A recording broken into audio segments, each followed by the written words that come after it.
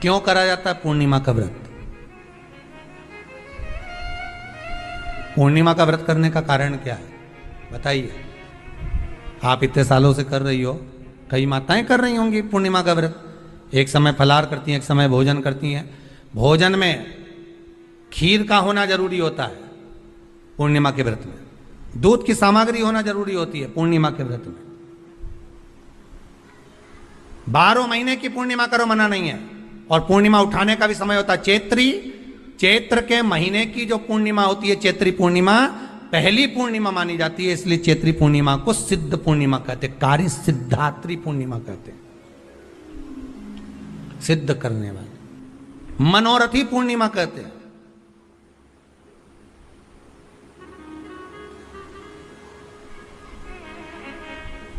मनोरथी पूर्णिमा। इसलिए पूर्णिमा का व्रत कहां से उठाया जाता है? चैत्र के महीने की पूर्णिमा से पूर्णिमा का व्रत उठाया जाता है कि मैं महीने की पूर्णिमा करूंगी तो वो चैत्र पूर्णिमा से उसको उठा लिया जाता है। पर उसका एक नियम रहता है, आप फलाहार करें अपनी जगह पर है, पर एक समय भोजन कर रहे हैं वो अपनी जगह पर, भोजन के साथ में मीठे के साथ थोड़ा दूध की सामग्री होना जरूरी होती है। और क्यों करते हैं पूर्णिमा का व्रत, किस लिए किया जाता है, क्यों करा जाता है, उसका व्याख्यान वर्णन शिव महापुराण के अंतर्गत स्कंद पुराण में लिखा गया। स्कंद पुराण में वर्णन किया है श्री वेद व्यास जी महाराज ने।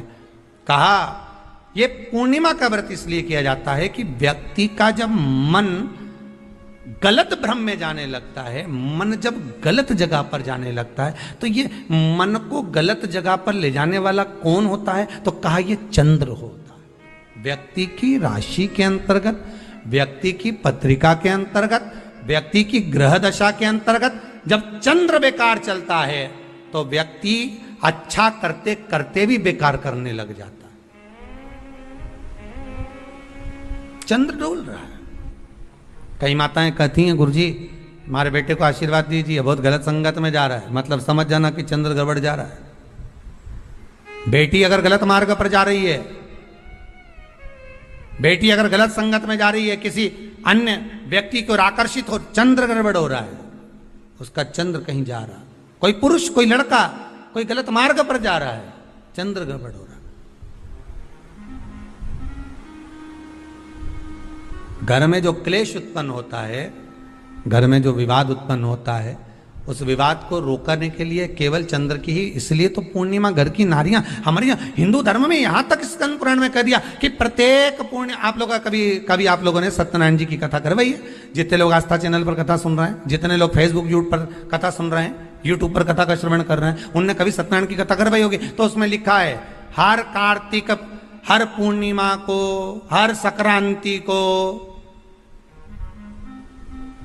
ब्राह्मण सत्यनारायण भगवान की कथा या राजा या वैश्य कथा को कराता था, या बढ़िया कथा कराता। सुनी कि नहीं सुनी ये बात?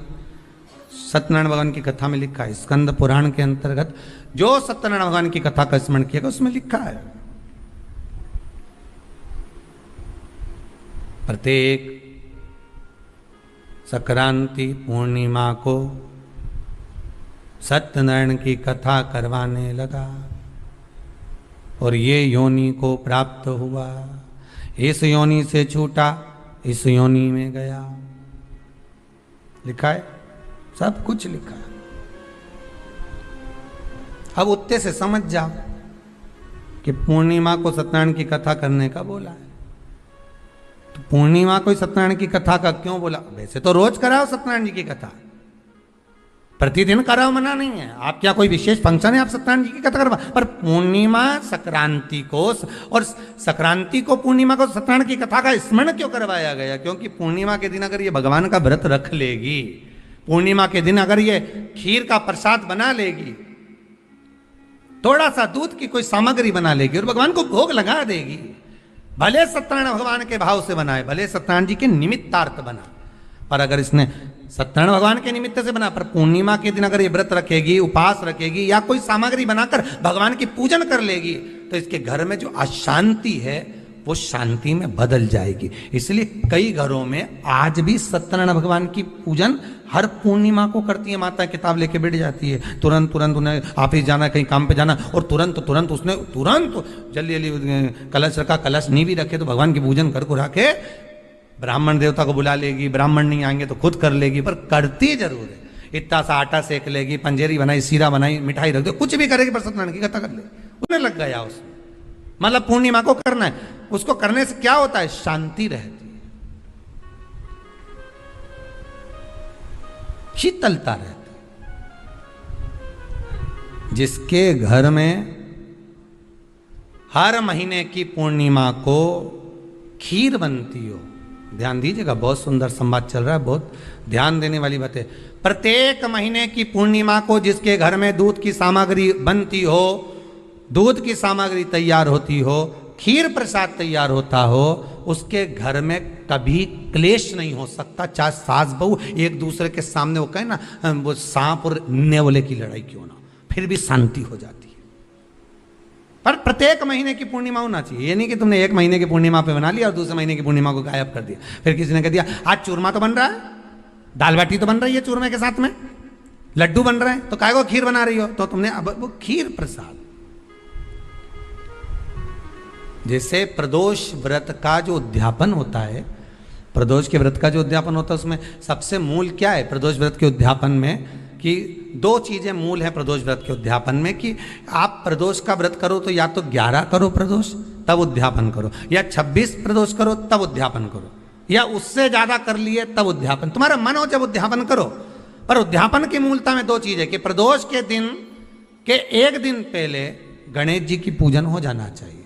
उद्यापन की जो पूजन होती है वो पहले गणेश जी की पूजन एक दिन पहले हो प्रदोष के, और प्रदोष वाले दिन फिर हवन यज्ञ पूजन करा। और हवन में क्या चीज जरूरी है, खीर बनाकर 108 बार शंकर जी की नाम की पार्वती के साथ की आहुति देना जरूरी है। खीर की महत्वता है।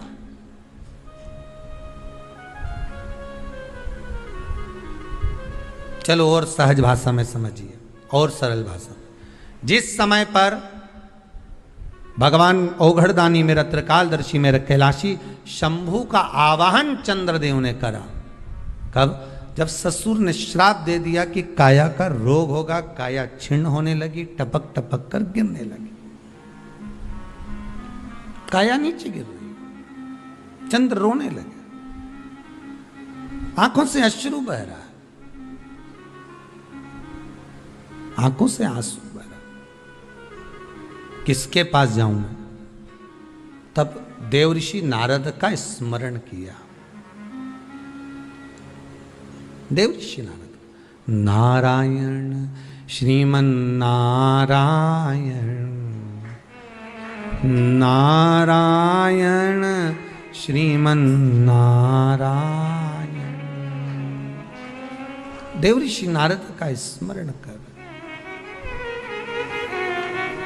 नारायण श्रीमन नारायण, नारायण श्रीमन नारायण, नारायण श्रीमन नारायण, नारायण श्रीमन नारायण। भाव से गाइए, प्रेम से, आनंद से।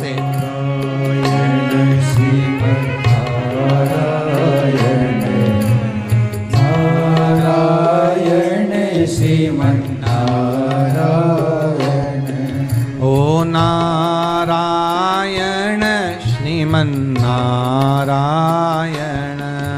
ओ नारायण श्रीमन्नारायण, नारायण श्रीमन्नारायण, नारायण श्रीमन्नारायण, नारायण श्रीमन्नारायण, नारायण श्रीमन्नारायण।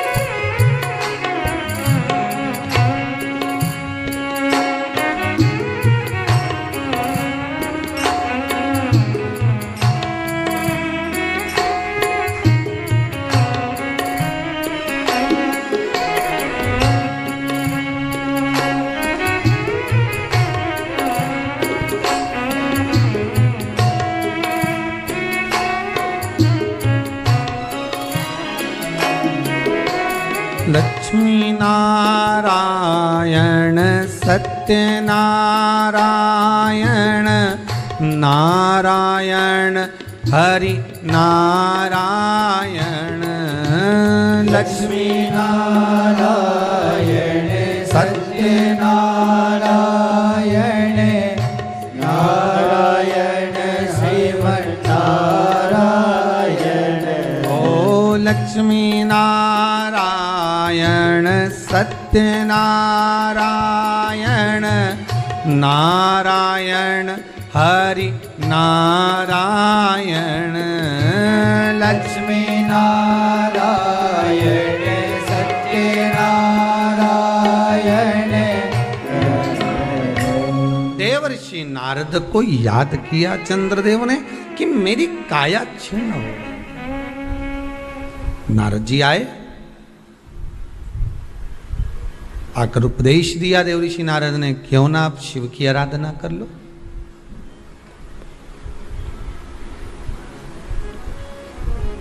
पूर्णिमा का जो व्रत है भगवान विष्णु का भी है तो शिव का भी है, दोनों स्वीकृत है।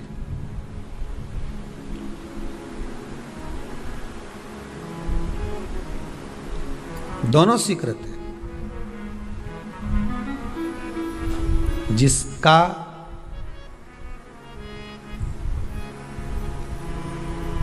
चंद्र आपकी पत्रिका में, आपकी राशि में, आपके स्वरूप में, हर व्यक्ति के संपूर्ण शरीर के अंदर 33 कोटि देवता विराजमान है। अलग अलग इंद्रियों पर अलग अलग देवताओं का निवास है। कभी मौका मिले तो अच्छे से उसको समझना। पूरे शरीर में अलग अलग इंद्रिय पर अलग अलग देवता।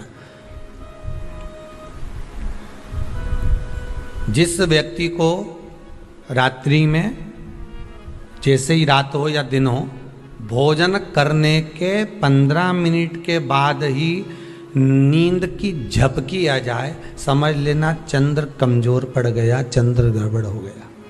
बहुत ध्यान सुनिएगा जरा। पूर्णिमा का व्रत किसके लिए, वो भी ध्यान से दीजिए। शायद आपने कभी सुना ना सुना, पर अच्छे से सुन लोगे ना ये व्रत कथा, बार बार नहीं मिलने वाली। फिर इसके बाद तो तुम भले वो फिर फेसबुक यूट्यूब पर बाद में निकाल के भले सुनते रहना, पर सुन लो पूर्णिमा के व्रत का महत्व पूरा। एक, भोजन के बाद जब नशे जैसा माहौल हो जाए, आपको बिल्कुल कोई छेड़े ही नहीं, सोई नींद आए, जब लग जाए कि अब तो 2 क्षण सोना ही पड़ेगा, नेत्र कितना ही जगाओ तो भी नहीं माने, फिर तो बिन पिए नशा हो जाता है, जो बोले भोले गाता। तो ये जब ये चंद्र अपना प्रभाव दिखाता है तो भोजन के बाद आपको डुबा देता है। ठीक है,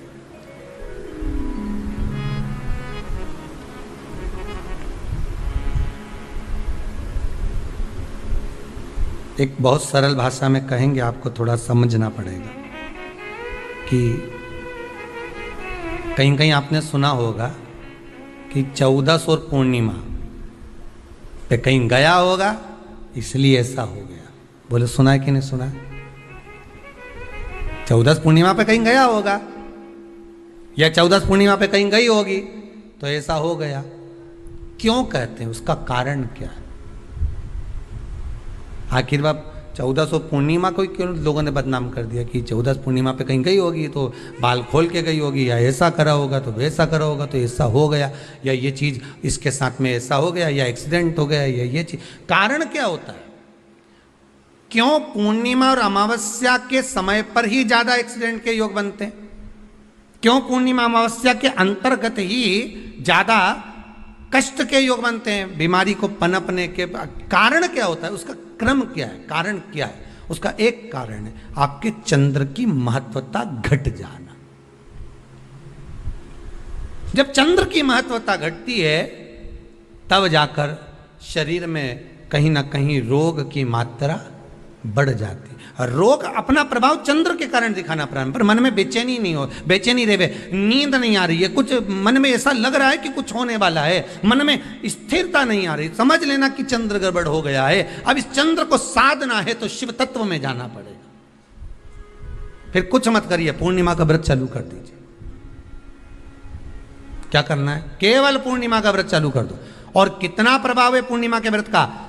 घर में 50 लोगों का परिवार है, 15 लोगों का परिवार है, 20 लोगों का परिवार है, और परिवार में से अगर एक पुरुष या एक स्त्री कोई भी पूर्णिमा का व्रत करता है तो पूरे परिवार के लोगों का चंद्र संवर जाता है, पूरे परिवार के लोगों का चंद्र सुधर जाता है। पूर्णिमा के व्रत का इतना प्रभाव शास्त्र कर रहा है, स्कंद पुराण कर रही है बात। पर व्रत कब से लेना है पूर्णिमा का? चैत्र की पूर्णिमा से, ठीक है? नहीं तो तुमने सोचा इतना महत्व सुना है पूर्णिमा के व्रत का तो मैं तो आज से ही नहीं खाऊंगा छूंगी, आज से ले लो। तो ये हर कोई सब तुम्हारा मर्जी पड़े, तुम तो आधी रात को उठ के भोजन करने लगो तो ये कहीं वर्णन नहीं है। तुम तो आधी रात के नहा लो तो ये कोई महत्व? तो हर चीज़ का एक समय होता है कि इतनी बजे उठना, इतनी बजे मंजन करना, ये करना, ये समय पर फलाहार करना, ये समय पर ये, तो ये सब चीज़ का एक समय होता है, हर चीज़ का एक समय।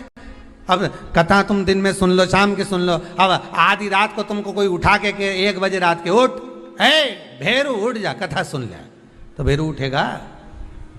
और आधी रात को भेरू उठ भी गया ना तो तुम्हें भेर भी बना देगा। हा? कथा सुनने वाला है। हर चीज का एक समय होता है कि आपको ये समय पर आपको ये ग्रहण करना, आपको इस समय पर भगवत स्मरण करना, आपको इस समय पर नाम जाप करना, आपको इस समय पर भगवान की भक्ति को धारण करना। परिवार में अगर किसी ने एक पूर्णिमा का व्रत कर रखा है, एक व्यक्ति ने भी करा है, तो 50 की ग्रह दशा जब उसके स्पर्श में आती है, पूर्णिमा का जो व्रत होता है ना, स्पर्श का सुख दे जाता है। बहुत बहुत ध्यान दीजिएगा। जैसे आपने किसी ने पानी मांगा, आपका पूर्णिमा का व्रत है, और भले आप उठ के पानी लेने नहीं गए क्योंकि आपका व्रत है, क्योंकि जिसका व्रत होता है बेचारी वो तो ज्यादा कुछ करती नहीं पाती, पर किसी ने आपको पानी लाकर तो दिया ना। अब पानी लाकर जिस व्यक्ति ने दिया उसका स्पर्श तो हुआ ना। ये अभी गई थी ना दूसरी लहर कोरोना महामारी, इसको देख लो, इसको टच किया, इससे टच होकर उस पर गया, उससे टच होकर उस पर गया, तो ये कोरोना महामारी। अब जब ये कोरोना महामारी टच करने से फैल सकती है तो व्रत का पुण्य टच करने से क्यों नहीं बढ़ सकता? विचार करिएगा जरा, उसका भी तो पुण्य। अब आपने किसी को जल दिया जिसका व्रत था उसको जल दिया। और सरल भाषा में समझ लो, कभी मथुरा वृंदावन गए हो आप लोग? अगर मथुरा वृंदावन गए होगे, उज्जैनी गए होगे, काशी गए होगे, कहीं तीर्थ में गए होगे, या कभी कुबेरेश्वर धाम कभी आप लोग आएंगे जाएंगे, कभी आपको ज्ञात होगा, तो कभी आप लोग दर्शन करेंगे कि जब भोजन प्रसाद होता है तो लोग उसको बांटने के लिए देते हैं कि कोई आया है तो उसको कुछ प्रसाद मिल जाए, भंडारे की प्रसादी मिल जाए। तो भंडारे की प्रसादी जब वो खाता है उसका स्पर्श होता है, स्पर्श होता है तो जिसने भोजन किया उसका पुण्य जो दे रहा होता है उसके खाते में चले जाता है।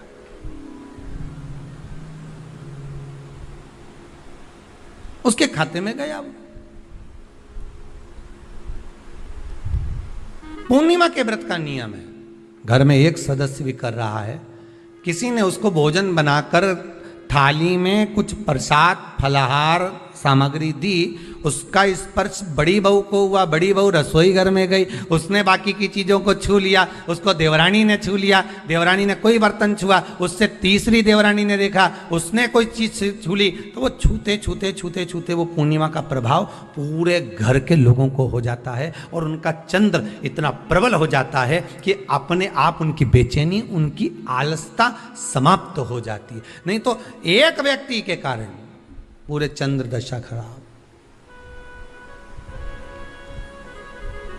एक दुखी तो सब दुखी, एक सुखी तो सब सुखी। वो देख ले कि हाँ इसको सुख मिल गया है, अब ठीक है।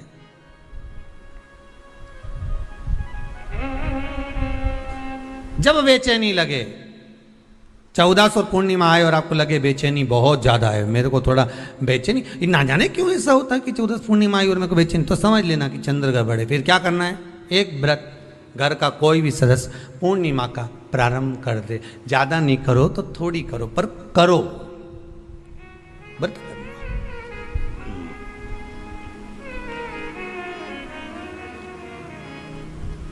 बहुत क्लेश हो रहा हो,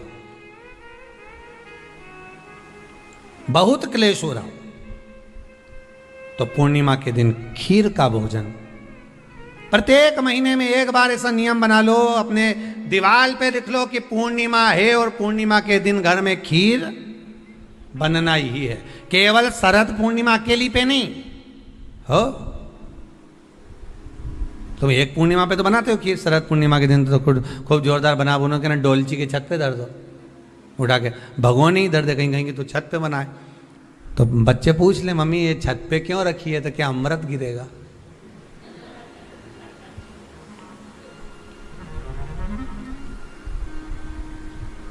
अब बोलो जम के जरा, क्या गिरेगा?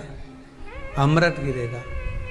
अच्छा, अब शिव महापुराण की कथा स्कंद पुराण तो कहती है, पूर्णिमा के महत्व को जो दर्शाया जाता है कि शरद पूर्णिमा के दिन चंद्र में से अमृत तत्व गिरता है, पर कब गिरता है?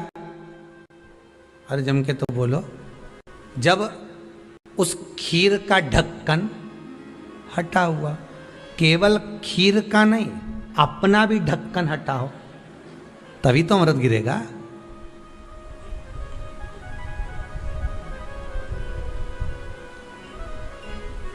अब दिमाग में तो ढक्कन बंद है, खीर रख दी छत पे, भगवान मन में सोच रहे कि देवताओं को अमृत कब मिला था? जब उन्होंने मेरा नाम पुकारा था। केवल खीर बना के नहीं धरी थी कि छत पे खीर धर दो और अमृत आ जाएगा, नहीं नहीं, खीर के पास बैठकर थोड़ी देर बैठकर हरे राम कहो सीताराम कहो, सीताराम कहो राजा राम कहो, कुछ भजन तो गाओ। और तुमने तो नीचे से बना के छोरा कर दे दी, धरिया ऊपर छत पे, और छत पे ले जाके खीर धर दी और खीर रखी तो मम्मी ने क्या केवल ढक्कन लगा के रखना, बिल्ली खा जाएगी, तो उसमें ढक्कन केवल खीर में नहीं लगाया, अपनी बुद्धि में भी लगा लिया। अरे स्कंद पुराण की कथा कहती है जब पूर्णिमा के दिन तुम खीर बना रहे हो, अगर शरद पूर्णिमा के दिन खीर बना रहे हो तो प्रयास करना कि थोड़ी देर बैठकर राम नाम, कृष्ण नाम, शिव नाम, भगवान की भक्ति का 2-5 भजन तो हो जाए। अब दिमाग में लगा ढक्कन, खीर में भी लगा दो ढक्कन, अमृत कहां से झड़ेगा? भगवान भी सोचे, ना राम नाम लीनो तूने भरी जवानी में, तो डूब के मर जा रे चुल्लू भर पानी में। अब भगवत भजन करे नहीं और क्या कि अमृत झड़ेगा? भगवान के कहीं नहीं झड़े, फालतू की बात। राम नाम बोलती तो अमृत झड़ता, कृष्ण नाम बोलती तो अमृत झड़ता, भगवान का भजन करती तो अमृत झड़ता। इसलिए शरद पूर्णिमा पे मंदिरों में जो खीर बनती है ना, तुम्हारे घर की खीर और मंदिर की खीर के मिला के देखना जरा, दोनों में स्वाद किस में आए, जरा मिला के देखना। मंदिर की खीर में स्वाद आ जाए, क्यों वहां भाइयों बैठ के खूब भजन गाए, तांबा का हंडा में तातो दरो पानी नीनाए भोला नवा के रंग। अब दिन रात के जो भजन गाने पिली ने 9 बजे से लेकर 12 बजे रात तक खूब गाया, वो भजन का जो अमृत था वो खीर में मिल गया, खीर में मिला तो स्वाद आ गया। अब तुम तो गाई ही नहीं, तो डब्बा में कहीं खाक स्वाद है।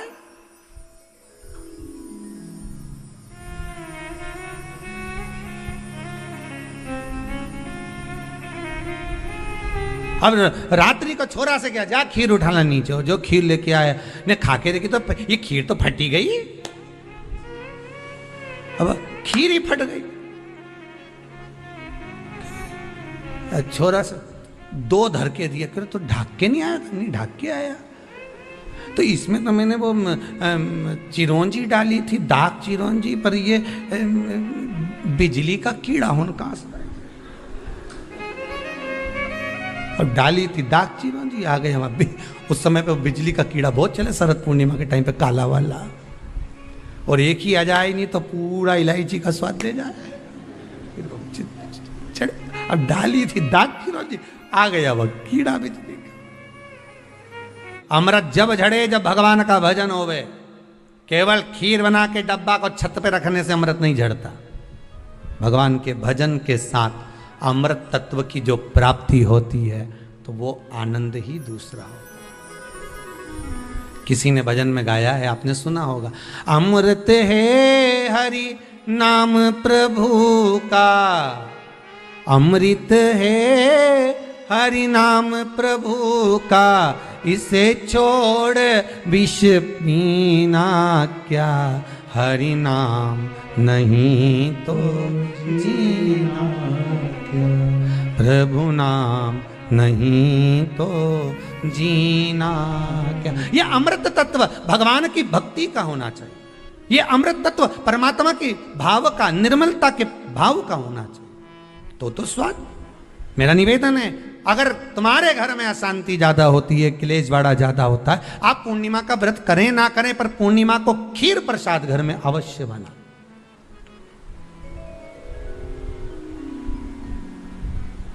12 महीने की पूर्णिमा करके देखने में क्या जा रहा है? देख लो बना के। नहीं तो ना तो सियोर वाला महाराज तुम्हारे यहाँ खाने आ रहा है, नहीं तो खीर तो अपने घर में ही है। कोई महाराज तो नहीं आएगा खाने के लिए कि सियोर वाला महाराज को तुम खीर का डब्बा पहुंचा दो कि हर महीने की पूर्णिमा को तुम्हें ही खाना है, तुम्हें ही बनाना है। इतनी सी बना लो, पर बनाओ, देखो कि घर में शांति होती कि नहीं होती। बनाकर जाने में क्या जा रहा है? नहीं तो खीर तो है ही सरी, अगर शांति नहीं हुई तो खीर तो है, खा ही लेंगे। पर बना के देखने में कुछ जा रहा है क्या? बनाओ।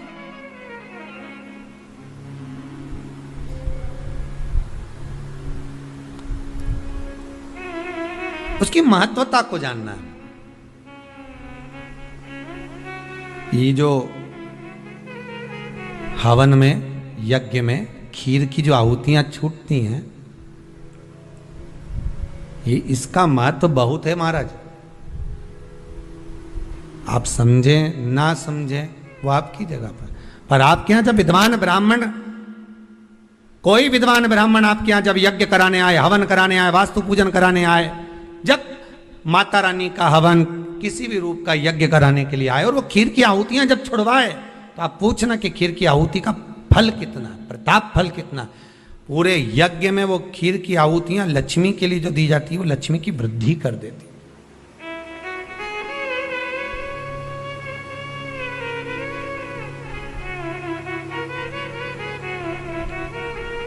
उसका महत्व कितना बढ़ जाता है, उसका महत्व कितना प्रबल हो जाता है। खीर क्या होती है? बनाइए एक बार। पूर्णिमा के व्रत का महत्व चंद्र से, और जिसके यहाँ क्लेश हो, कोई व्यक्ति मीठा बोलकर आपसे स्नेहवश, प्रेम बढ़ाकर, स्नेह बढ़ाकर, आपसे प्रेम, वात्सल्यता, करुणा, स्नेह बढ़ाकर जब आपसे कुछ धन लेकर चले गया हो, और अब आप उससे मांग रहे हो, आप उससे लेना चाहते हो, और फोन कर रहे हो, मिलने जा रहे हो कि मेरा पैसा दे दे भैया, और वो प्रेम खत्म कर चुका है, स्नेह खत्म कर चुका है, धन नहीं दे रहा, वहां पर भी यह पूर्णिमा का व्रत काम करता है।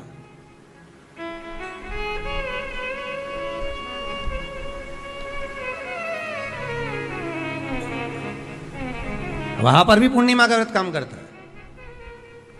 कहा, व्रत करने वाला व्यक्ति जो पूर्णिमा का व्रत करता है, चावल का, अक्षत का, श्वेत वस्त्र में, सफेद कपड़े में अक्षत रखकर, जो जिससे धन लेना है, प्रेम वश लेकर गया है, स्नेह वश लेकर गया है और नहीं दे रहा है, उसका स्मरण कर कर ब्राह्मण देव को दे देने पर भी महाराज चंद्र की दशा सुधर कर लक्ष्मी का भाव वापिस प्राप्त हो जाता है, पुनः वापिस।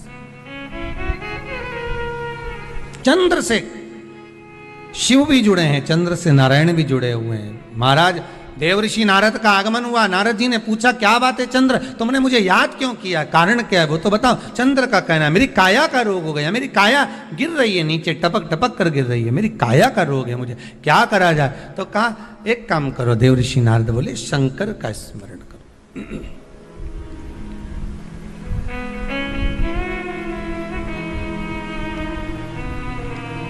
शिव का स्मरण कर लीजिए।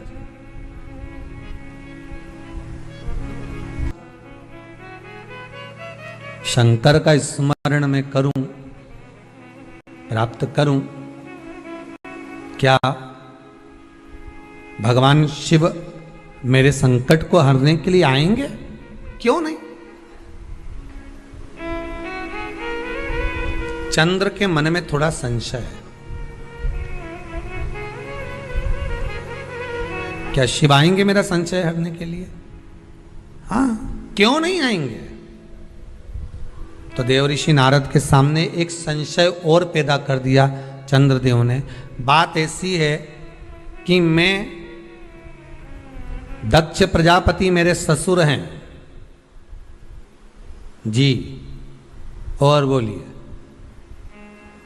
शंकर भगवान के ससुर भी बोलो दक्ष प्रजापति हैं, सती इनको भी आई है, तो 60 कन्याएं चंद्रदेव के पास में भी गई।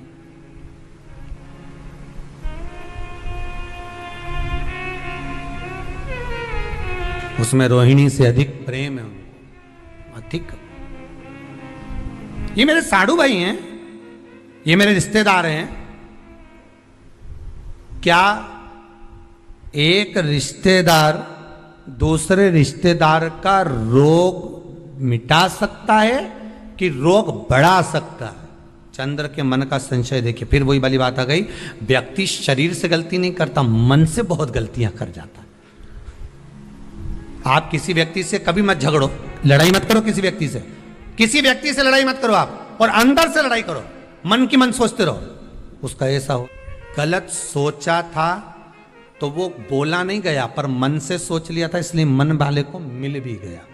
आप मत लड़ो किसी से, हृदय से सोच लो कि तुम्हें इससे बहुत जलन है, ऐसा है वैसा है, मन में सोच लो उस व्यक्ति की, और तुम्हारे बीच में अपने आप बैर उत्पन्न हो जाएगा, अपने आप लड़ाई उत्पन्न हो जाएगी। भले तुमने उसका कुछ नहीं बिगाड़ा, उसने तुम्हारा कुछ नहीं बिगाड़ा, पर अंदर से जो तुमने सोच लिया तो बैर उत्पन्न हो गया, विवाद उत्पन्न। अच्छा सोचोगे अच्छा मिलेगा, बुरा सोचोगे बुरा मिलेगा।